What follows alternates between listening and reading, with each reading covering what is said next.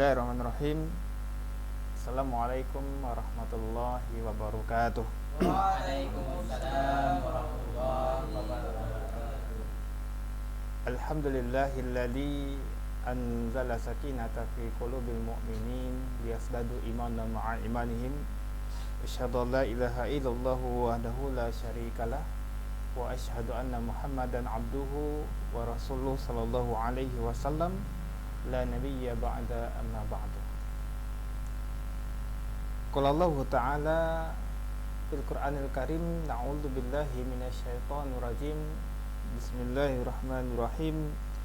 Wa il qala Luqmanu libnihi wa huwa ya'izuhu ya bunayya la tusyrik billah innasyirka la zulmun azim. Shadaqallahul azim. Para sahabat, pemirsa yang dimuliakan Allah Subhanahu wa taala, alhamdulillah, puji dan syukur kita ucapkan kehadirat Allah atas limpahan rahmat nikmat yang diberikan oleh Allah kepada kita. Di pertemuan ini kita kembali bertemu baik secara offline maupun online pada kesempatan ini. Mudah-mudahan Allah SWT senantiasa memberikan keberkahannya kepada kita, kemudian memberikan segala macam nikmat kepada kita, dan tentu kita menjadi manusia yang bersyukur kepada Allah Subhanahu wa taala. Kemudian salawat dan salam marilah kita doakan kepada Allah, semoga disampaikan kepada baginda Rasulullah Muhammad sallallahu alaihi wasallam. Allahumma shalli ala sayyidina Muhammad wa ala ali sayyidina Muhammad. Para sahabat sekalian, pemirsa yang dimuliakan Allah Subhanahu wa taala. Allah Subhanahu wa taala memberikan pelajaran bagi kita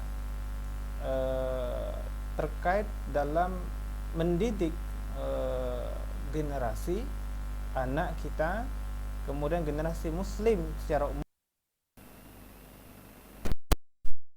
Allah Ta'ala dalam surah Luqman ayat yang ke-13, di sana Allah memberikan informasi kepada kita, wa il qala Luqmanu libanihi wa huwa ya'izuhu ya bunayya la tusyrik billah. Di sini Allah menyampaikan kepada kita bagaimana Luqman memberikan pelajaran kepada anaknya yang menjadi amanah yang diberikan oleh Allah kepada dirinya, bahwa yang ditekankan kepada anaknya adalah la tusyrik billah, jangan menyekutukan Allah Subhanahu wa taala. Poin ini harus kita perhatikan, bahwa ketika kita dalam mengajarkan Islam dan ilmu kehidupan, itu yang ditekankan itu adalah persoalan akidah. Akidah inilah yang akan mengantarkan manusia kepada jalan yang lebih baik, jalan yang benar. Ketika Allah perintahkan kepada dirinya untuk melaksanakan yang diperintahkan oleh Allah Subhanahu wa taala, maka seorang yang beriman kepada Allah Subhanahu wa taala, maka mereka akan sami'na wa ata'na terhadap apa yang diperintah oleh Allah kepada dirinya. Kemudian kalau jika seandainya dalam masalah akidah ini bermasalah, maka secara otomatis baik itu lisannya, pemikirannya, hatinya, perbuatannya itu akan rusak dan akan jauh dari nilai-nilai syariat yang diberikan oleh Allah Ta'ala kepada kita. Sehingga sebagai seorang orang tua atau sebagai seorang pendidik, sebagai ustadz, ustazah, itu kita memberikan poin yang penting dalam pasal penekanan akidah ini. Kenapa?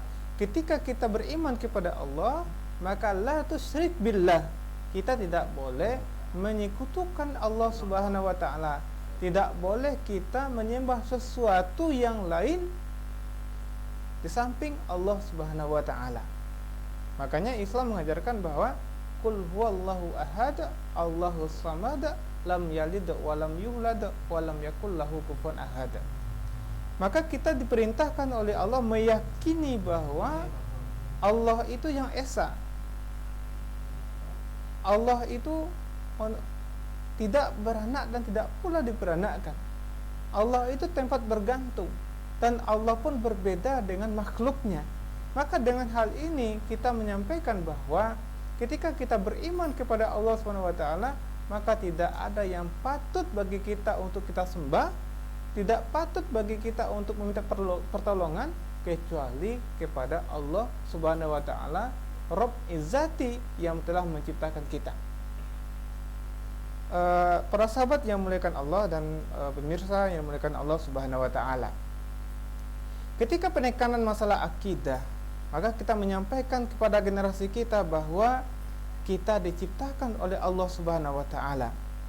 Kemudian ketika kita diciptakan oleh Allah Subhanahu wa taala, kita diberikan beban hukum oleh Allah Subhanahu wa taala untuk melaksanakan semua yang diperintah oleh Allah Subhanahu wa taala. Itulah ruang lingkupnya syariat. Maka dalam syariat itu kita diperintahkan oleh Allah, baik itu yang sifatnya mahdoh maupun gairu mahdoh, baik sifatnya itu pribadi spiritual kita kepada Allah Subhanahu wa taala maupun dalam bermuamalah kita, maka wajib tunduk dan patuh kepada Allah Subhanahu wa taala. Maka di situ ada nilai ibadah dan kewajiban kita untuk menjalankannya. Kemudian seorang yang beriman kepada Allah Subhanahu wa taala kemudian mengajarkan kepada generasinya, kepada anak-anaknya, kepada peserta didiknya, bahwa ketika mereka mendidik, maka penekanan bagi murid-murid mereka, bagi anak keturunan mereka, bahwa jangan sekali-kali mereka itu meyakini ada sesuatu yang lebih mulia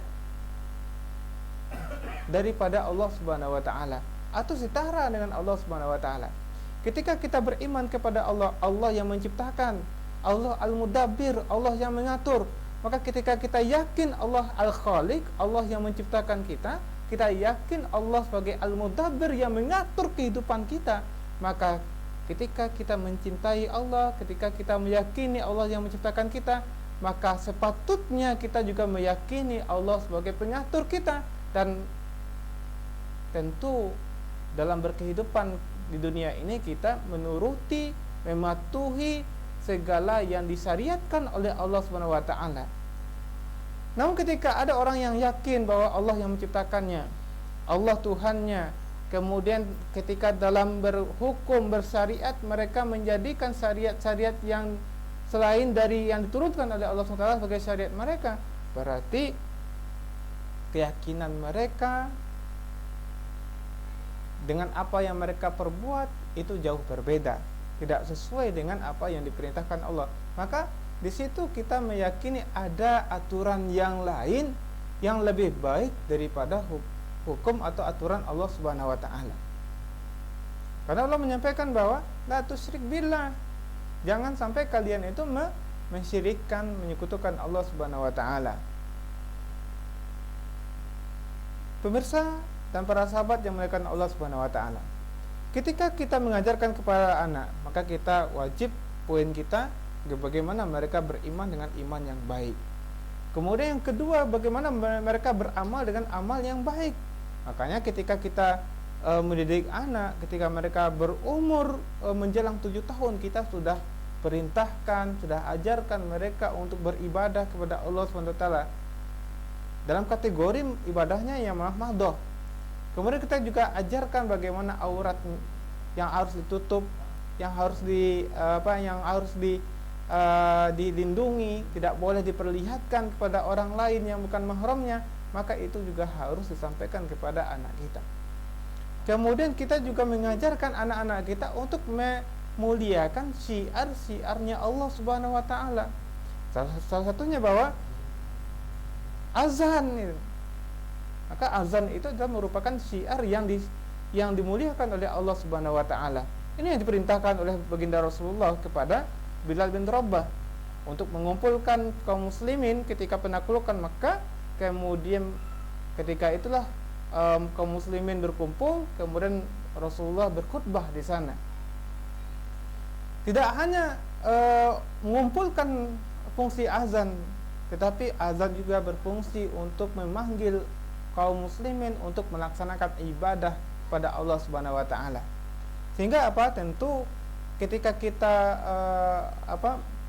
beriman dan berusaha untuk memuliakan apa yang disiarkan oleh Allah Subhanahu wa taala, tentu kita tidak boleh meremehkan, menghina, apalagi menyamakan dengan sesuatu yang hina. Kemudian kaum muslimin, jamaah, para sahabat, pemirsa yang memuliakan Allah Subhanahu wa taala. Maka oleh karena itu kita diperintahkan untuk beriman, beribadah, dan kita juga diperintahkan untuk mengemban dakwah, amanah dakwah.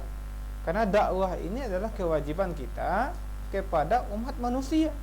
Karena Rasulullah SAW itu diutus oleh Allah SWT ke dunia itu adalah untuk mendakwahkan agama Allah, untuk meninggikan kalimat Allah Subhanahu wa taala, mengajak manusia dari kegelapan menuju kepada cahaya kehidupan yang benar, yakni Islam. Maka ketika Rasulullah SAW diperintahkan hal itu, maka kewajiban dakwah itu juga menjadi kewajiban kita selaku umat beliau. Maka dakwah itu adalah bukan kewajiban sebagian orang, tapi dakwah itu adalah kewajiban setiap kita. Selama kita mampu untuk menyerukan dakwah, maka ketika itulah dakwah itu menjadi kewajiban kita. Mungkin kalau hukum asalnya adalah itu fardu kifayah. Ketika ada orang yang mengemban amanah dakwah, kemudian orang lain terbebas dari beban itu. Tetapi kalau kita lihat saat sekarang ini, kemungkaran demi kemungkaran, kezaliman demi kezaliman itu luar biasa. Bahkan tidak hanya dilakukan oleh individu, tapi juga dilakukan secara tersistem bernegara.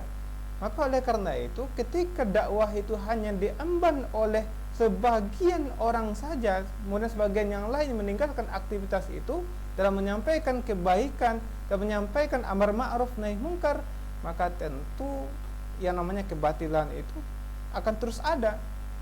Maka oleh karena itu, bagaimana kebatilan itu akan sirna? Maka kewajiban dakwah itu juga harus diemban oleh setiap muslim, oleh setiap orang yang beriman kepada Allah Subhanahu wa taala. Jangan sampai bahwa ketika kita beriman kepada Allah taala, kemudian kita membiarkan hukum-hukum Allah Subhanahu wa taala itu terlantar, bahkan tertolak sendirinya oleh manusia itu sendiri. Padahal kita ini adalah hamba Allah Subhanahu wa taala yang wajib tunduk dan patuh kepadanya. Namun ya buktinya, fakta saat sekarang ini bahwa ketika kita beriman kepada Allah, tetapi kita malah mempertanyakan keautentikan, mempertanyakan kebenaran, mempertanyakan mempertanyakan keaktivitas hukum Allah itu apakah benar atau tidak, gitu. Nah, sehingga kadangkala kita beriman kepada Allah, tetapi kita malah meyakini hukum yang lain itu. Faktanya juga seperti ini itu. Ketika kita mendapati orang yang berzina, ketika orang berzina kemudian mereka diketahui berzina dan syaratnya itu telah sampai, baik itu ada pelaku zinanya, kemudian ada saksi yang melihatnya, kemudian namun fakta saat sekarang ini nggak bisa mereka dihukumi dengan hukum zina. Padahal Allah menyampaikan az-zaniyatu waz-zani fajridu kulla wahidin minhuma mi'ata jaldah. Pezina perempuan, pezina laki-laki, maka jilidlah mereka itu dengan 100 kali jilid itu. Sementara ketika ini diperintahkan oleh Allah SWT, tetapi tidak mampu bagi kita, tentu ini menjadi malaitul wajib ila bil wajib. Jadi kewajiban bagi kita untuk mewujudkan agar hukum zina itu terwujud, itu kan itu. Demikian lagi hukum-hukum yang lainnya, ekonomi, politik, pendidikan dan sebagainya, ya tentu kita harus bisa untuk menerapkannya, bisa untuk melaksanakannya. Pemirsa, para sahabat yang memuliakan Allah Subhanahu wa taala. Sehingga oleh karena itu, ketika kita pertama kali ditekankan masalah akidah, maka dari akidah itu adalah terpancar syariat, dan ketika kita meyakini Allah SWT, maka kita terdorong untuk melaksanakan syariat Allah Subhanahu wa taala, karena kita meyakini bahwa Allah menciptakan kita dan nanti kita kembali kepada Allah. Ketika kita kembali kepada Allah Subhanahu wa taala, disitulah Allah minta pertanggungjawaban kepada kita. Ketika kita hidup di dunia, kita yakin Allah, tetapi kita tidak mau tunduk kepada Allah, berarti itu dosa. Dosa tempatnya neraka. Ketika kita yakin kepada Allah, kemudian kita tunduk dan patuh terhadap hukum Allah Subhanahu wa taala, kemudian tidak menyimpangi hukum Allah itu, maka insya Allah itu adalah pahala bagi kita. Kan kalau orang yang berpahala mendapatkan ridho Allah Subhanahu wa taala, maka tempatnya adalah surga. Maka kita pilih yang mana? Pilih kita kembali ke tempat yang buruk seburuk-buruknya, yakni neraka, atau kita kembali kepada tempat yang baik dan sebaik-baiknya, itu surga. Karena tidak ada tempat yang lain ketika kita kembali kepada Allah SWT. Hanya dua itu. Maka bagaimana kita memilihnya? Ya, selama kita hidup di dunia inilah kita mampu untuk memilihnya, mampu untuk menentukan keberadaan kita nanti di akhirat kelak. Sehingga apa? Ketika kita beriman, berakidah baik dengan Allah, beramal soleh dengan amal yang baik, melaksanakan semua yang diperintahkan oleh Allah Subhanahu wa taala, kemudian kita memperjuangkan bagaimana hukum Allah itu agar diterapkan, insya Allah itu surga tempatnya. Tetapi kalau malah sebaliknya, na'udzubillah min dzalik, kita tentu tidak ingin mendapatkan tempat yang hina, yakni neraka. Na'udzubillah min dzalik. Terakhir, kita melihat bahwa fenomena saat sekarang ini, baik dari generasi muda kita, apalagi dengan maraknya aktivitas media sosial yang ada saat sekarang ini, sehingga jauh dari apa yang diperintahkan oleh Allah SWT. Mereka memperlihatkan aurat mereka, berlenggak-lenggok di depan kamera, kemudian malah mereka tidak merasa berdosa ketika mereka khalwat, pacaran dan sebagainya. Kemudian dan mereka pun juga bangga berbuat maksiat kepada Allah Subhanahu wa taala. Dan ini menjadi PR bagi kita semua, dan tentu kita tidak ingin semua itu menjadi penghambat kita untuk mendapatkan ridho berkah dari Allah Subhanahu wa taala. Sehingga apa? Bagi kita yang hadir pada kesempatan ini dan yang mendengar di rumah atau dimanapun berada, bahwa kewajiban kita selaku manusia itu mesti kita jalankan kepada Allah SWT. Kemudian Allah yang menilai proses kita, dan insya Allah ketika proses kita itu benar sesuai dengan apa yang diperintahkan, yang dicontohkan oleh baginda Rasulullah SAW, maka insya Allah kita termasuk golongan yang benar. Demikian yang dapat kami sampaikan. Mohon maaf atas segala kekurangan. Billahi taufiq wal hidayah. Wassalamualaikum warahmatullahi wabarakatuh. Waalaikumsalam warahmatullahi wabarakatuh.